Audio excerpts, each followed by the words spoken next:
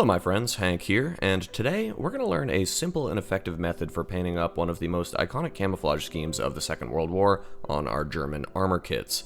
We're talking all about Hinterhalt Tarnung, or German Ambush Camouflage. Initially approved for application on German AFVs rolling off factory floors in the fall of 1944, this tricolor scheme was designed to help protect the panzer units from their biggest threat at this point in the war, Allied fighter bombers. We'll demonstrate how to replicate this scheme today on a perfect subject for this pattern, this lovely little ambush predator, the Jagdpanzer 38T. Now, this particular kit that I'm using is an old one I built up years ago and eventually stripped the paint from, but you can apply these techniques on any late war German armor you've got on hand, Panzer IVs, Panthers, Tiger variants, Stugs, whatever you got. Our first step here, as always, is to get a nice even primer coat on our subject. Today, I'm using this Dunkelgrau primer, but a black primer would work just fine as well. With our primer applied, we can now move on to our first main paint color, Dunkelgelb, or dark yellow. Important to note here, at this stage of the war, production and material acquisition is getting a little tricky for Germany, to say the least, so you'll see a lot of tonal variation in the colors employed on fighting vehicles. Basic rule of thumb though, as long as you follow the main color categories here, you'll be all set to create an authentic period-accurate camo scheme.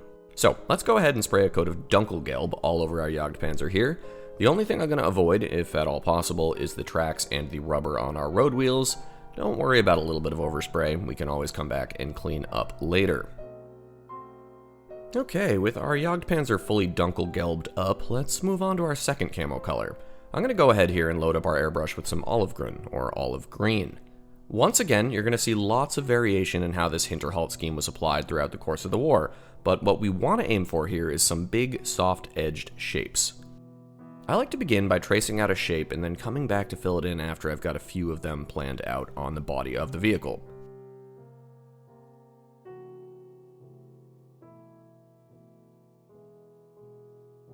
With our outlines drawn in there, we can now come back and fill in the rest of our shapes with our Olive-Grün.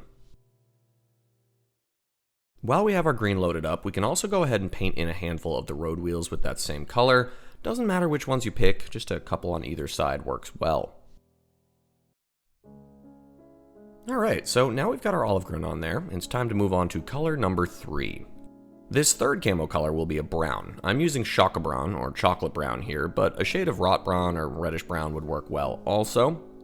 And what we're going to do here is basically trace a line around the outside of all of our green shapes that we just made, keeping a small buffer of Dunkelgelb between the two. It's entirely up to you on how thick you want the Dunkelgelb buffer to be. I'm keeping this pretty tight, but sometimes you see quite a bit more exposed Dunkelgelb with this scheme as well. Once we have that tracing complete, we can come back and fill in that new brown shape that we've created.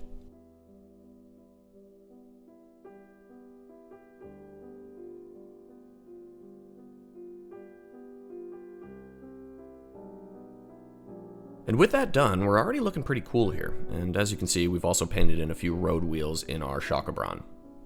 This final stage, though, is where we're going to turn this simple tricolor scheme into a proper Hinterhalt Tarnung.